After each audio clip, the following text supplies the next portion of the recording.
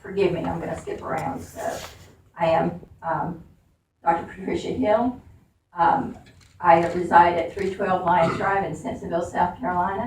I am former president and current legislative chair for South Carolina Association of Veterinarians.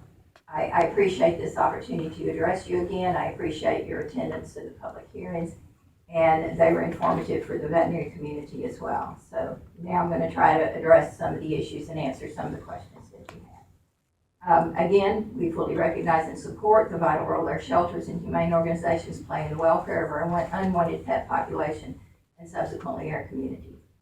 However, economic advantages of holding a nonprofit status are significant. They were given to those groups who initially aided the poor, the disadvantaged, and the underserved members of our society, and that was understandably extended to our animal population as it should have been. As I stated in Charleston, we exhausted every avenue in existing statutes and regulations to resolve sometimes heartbreaking breaches of care that presented to veterinarians around the state. These were not isolated instances. In order to avoid a unilateral decision in establishing our legislation, I saw input from several of our larger humane organizations.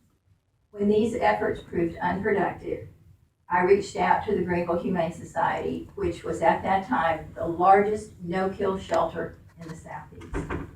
The directive for Ms. Pittman, who was the executive director, was, I do not want to impair one thing you do in your day-to-day operations in the legislation that we proposed.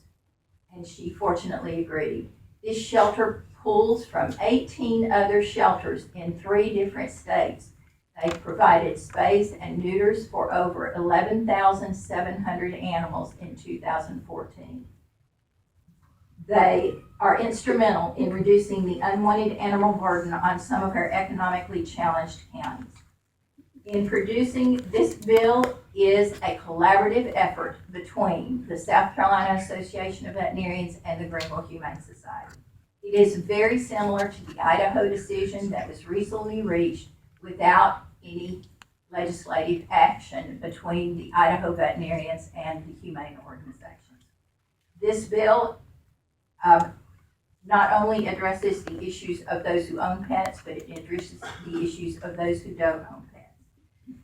Specifically, right now, shelters are excluded from LLR oversight. If there is a veterinarian practicing there, they do have oversight over the shelter because they have oversight over the veterinarian.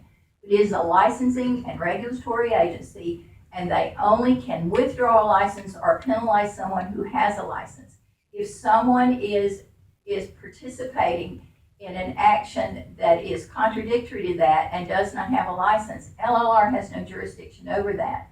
I spent more than 2 hours with an LLR attorney addressing this issue, and at this time, there is only a cease and desist letter that can be sent, and after that, civil action has to be sought, and that is seldom done.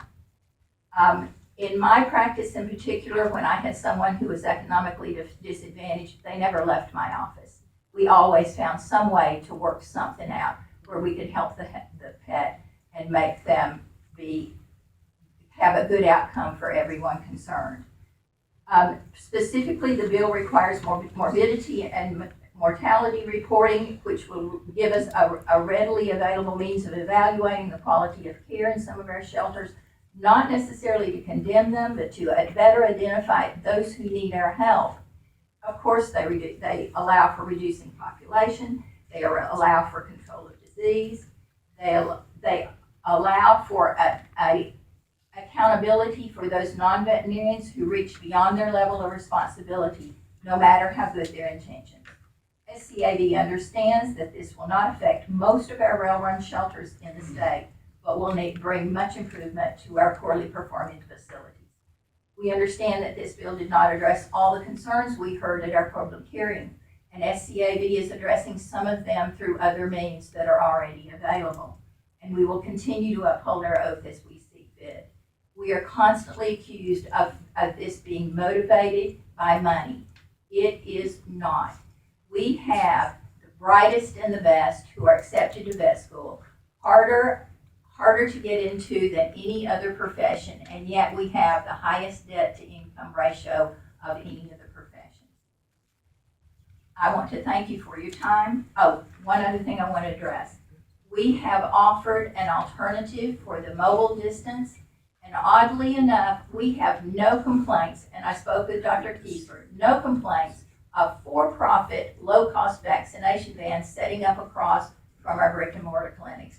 It is always a nonprofit, and we have repeated incidences of that. We have offered an accommodation on the mileage. That was an arbitrary number. We will readily say that was an arbitrary number.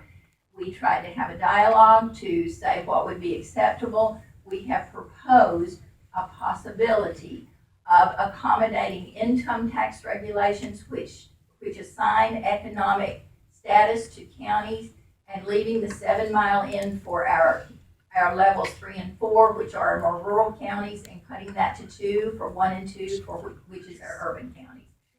That was just another possibility, knowing that there was some concern about that. Thank you for your attention, and thank you for your support of Bill 687. Thank you so much. And any questions? Ladies and gentlemen, it is time to move on to the Senate